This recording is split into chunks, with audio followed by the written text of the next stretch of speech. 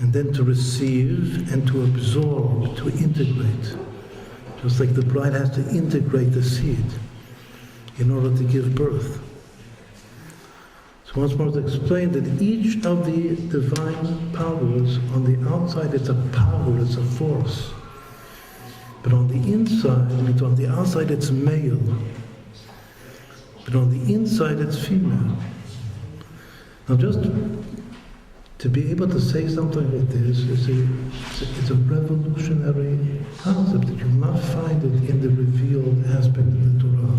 Because what actually Kabbalah is saying, and that's why it's called Kabbalah, because the word Kabbalah, to receive, is a feminine concept. It's a feminine word. It means it's Kabbalah, there's something feminine about Kabbalah. And that's exactly what Kabbalah teaches. That the goal of Mashiach is once more this concept of Shavin B'Komatan. Perfect unity and one stature, equal stature of bride and groom. And then actually it says in the world to come, the bride will reach higher than the groom. The bride is always in a state of development, of becoming higher and higher and higher. Eshet Chaya Lateret Ba'ala. The ultimate vision of Kabbalah is that the woman becomes the crown of the husband.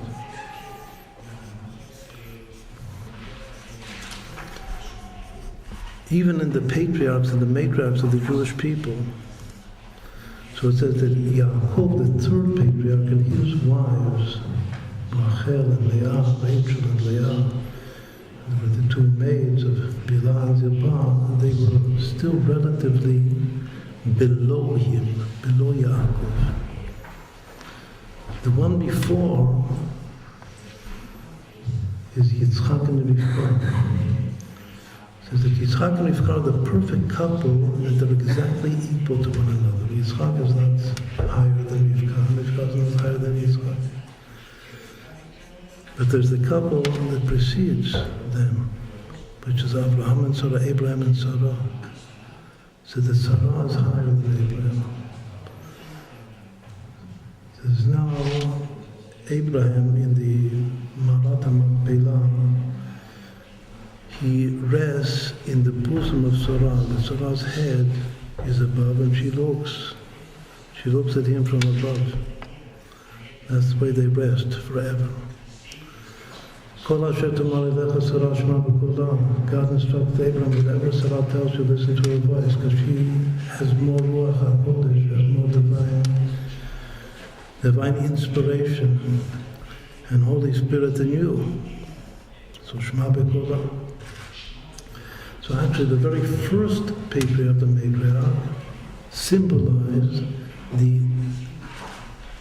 the level, the relative level of male and female as it will be in the ultimate future, in the far future.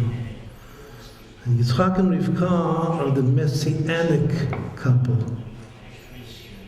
That the messianic couple is equal, exactly equal. That's what Torah feminism is all about now in our generation, because it doesn't know why, but it wants Mashiach. That's Mashiach. But this world before Mashiach is still like Jacob and his wife, Yaakov and his wives. And then even this is all to give us a sense of what Kabbalah is all about. Once more, the meaning of Kabbalah is to receive, and it's Moshe Kibel Torah Sinai, and the secret of Har Sinai, I was trying not to contemplate a little bit deeper even, what is Har Sinai? Har Sinai is convexity, but inside that mountain is concavity, simultaneously. So there has to be a mountain. You have to be a mountain, but you have to be the lowliest mountain. It's not that just it's a mountain that is lower than other mountains, that this other mountain is taller than this mountain. No, that's not what it means that it's the lowest mountain. It means that in the mountain itself, there's a deep valley consciousness in the soul of the mountain. That the mountain looks, you look at the mountain, you see convexity, that it's a protrusion. But inside, it's all concavity at the same time. That's what's special and unique about this mountain, and that's what's special and unique about Moshe Rabbeinu also. Moses was a king of the Jewish people. A king has to have hitnasut al-am. He has to be able to rule and to have protrusion and projection. But he himself, inside, is total incision, the opposite of projection. He's a vacuum. He's like a hole inside. Right, so this was the introduction. This is the real introduction to what Kabbalah is spiritually. It's reaching a level of not just a servant king or a son-father relationship with God, but a relationship of bride and groom. And that's why all of Kabbalah is about Yichudim. When one studies Kabbalah, the whole topic, everything that one studies is matches. It's like matchmaking. All of Kabbalah's connections between things, as we said before, that things correspond to one another. That there's a sense of association. Who has the best sense of association? This goes together with this. What type of a person has that sense? It's a matchmaker. In a certain way, only God is a matchmaker, knows who's for who. But the more one studies Kabbalah, the more one becomes a shadchan, is the word in Hebrew. Because the more you develop or nurture this inner sense of who really belongs to who corresponds to who, what corresponds to what. You have 50 on one side and 50 on another side. You have to put them together. You have to link them. You have to hook the loops together exactly one to the other. So that's why it's a sense. It's an inner sense of the soul. Sometimes it says that the essence of evil in the world, the opposite of good, is false associations. A person is born with associative powers. If a person makes false associations, that's the source of all negativity and evil in the world. So what is Kabbalah? Is to rectify. Kabbalah is also one of the most important words in Kabbalah is rectification, tikkun. Tikkun rectification is that I rectify, it's called the koach hamedameh, my associative sense. So in order to rectify my associative sense, I have to go back to the very most basic frame of reference that everything refers to. How do I know that this goes together with this? Because if I learn Kabbalah and I know that there are 10 sfirot, and I know that there are 4 letters of Hashem's name, Yud Kei Vav Kei, the essential name of Hashem, the Tetragrammaton, then I little by little can recognize throughout the world that every phenomenon, everything that takes place in the world, I can recognize true correspondences. That I have a set of just something from the mundane reality of the world, 10 different things, or 4 or 5 different things. Kabbalah gives me a sense of what, if it's a set, if it's a real set of 5, then it must correspond to 5, the basic concept of 5 in Kabbalah. That's why Kabbalah is also a lot about numbers. Because every number is a set. And every set has a basic frame of reference to it.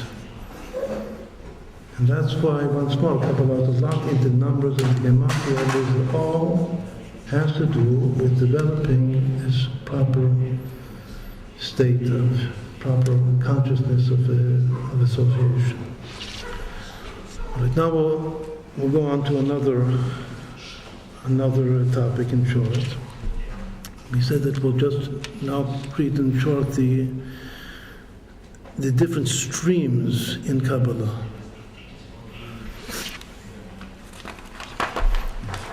The Ramban, who were dedicating our seminar to him, who was here, his famous debate was here in Barcelona. So he is one of the first sages that openly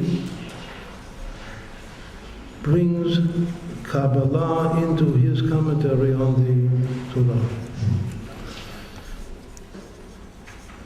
He lived a generation after the Rambam. There's the Rambam and the Ramban. Maimonides and Nachmanides, both are Moshe. The proper name is Moshe, just like Moshe Rabbeinu.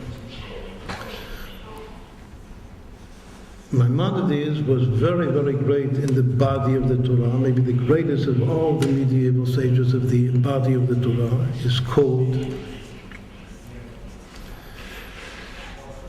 But the unique thing about Nachmanides, both of them were in Spain. Nachmanides was here in Barcelona. The unique thing about Nachmanides is that he also had, and he openly brings Kabbalah into the picture. He's the first one, because it's also before the revelation of the classic text of Kabbalah, which is the Zohar. The Zohar was compiled almost 1,000 years before, but it was hidden, it was totally hidden, and it was only revealed in the generation after, slightly after Nachmanides. So he is a Mekubal, he is a Kabbalist, one of the greatest of the Kabbalists, but even before the revelation of the classic text of Kabbalah, which is the Sefer Zohar. Who now is recognized as the greatest Mekubal is the Ari HaKadosh from Tzfat. The Ari says that the Ramban had the whole true Kabbalah. And however much he reveals it, it's just a drop in the ocean. So we can't actually identify clearly in his commentary the difference between the three different streams that developed after him. After the Zohar was revealed for several hundred years, the Mekubalim, the Kabbalists, delved into this text of the Zohar, but they were only able to reveal its literal reading, and the culmination of that period of several hundred years is the Ramak. Ramak of the Moshe Kodever's name is also Moses. So we have a third Moshe. But then just after he passed away, the Ari HaKadosh came on the scene, and he revealed a dimension of Kabbalah which is totally new and different, total innovation. Also from in-depth study of the Zohar, but in a way that it's impossible to fathom if a person knows what the Zohar is and knows what the Arizal, how he understood and read the Zohar. So it's totally new divine inspiration. And the depth of the concepts is infinitely greater than what was revealed before. That's the Arizal. So it's a new stream of Kabbalah. Almost all Mekubalim from the Arizal on, or maybe all, identify Kabbalah as the writings of the Arizal. That's where it begins, that's where it ends. That's Kabbalah. It's based on the Zohar. But Kabbalah is the writings of the Arizal. But then, in Hasidic tradition, there's a third Kabbalah.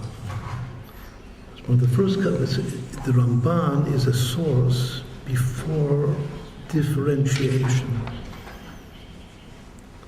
So I'm not counting the Ramban as one of the streams of Kabbalah. He is the first to openly talk and reveal Kabbalah, but he's not identified as one of the streams. And the proof is that the Arizal said that he knew what I know. But obviously he didn't